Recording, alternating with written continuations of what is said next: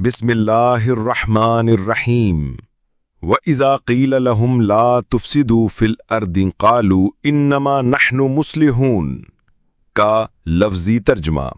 وَإِذَا وا کا مطلب ہے اور، یہ حرف عطف ہے، پچھلی بات سے جوڑتا ہے۔ اذا کا مطلب ہے جب، یہ ظرف زمان ہے، جملہ کو شرطیہ بناتا ہے۔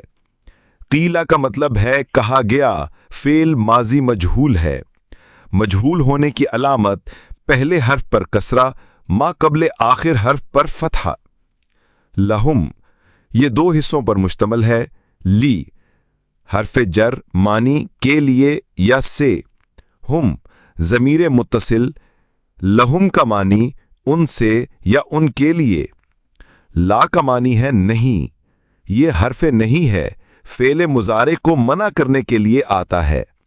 تفسدو کا مطلب ہے تم فساد کرو، تو کا مطلب ہے تم، اور یہ فعل مضارع کی علامت ہے۔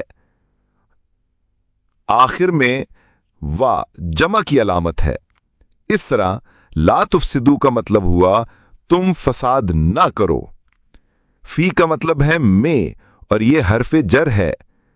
الارضی کا معنی ہے زمین، یہ اسم ہے، مؤنث ہے، معرفہ ہے۔ معرفہ ال سے ہوا، مجرور فی کی وجہ سے ہوا۔ قالو کا معنی ہے انہوں نے کہا، فعل ماضی ہے۔ واو جمع کی علامت ہے۔ انما میں ان کا معنی ہے بے شک، ما کا معنی ہے ہم ہی، مجموعی معنی ہے بے شک ہم ہی۔ نحنو کا مطلب ہے ہم۔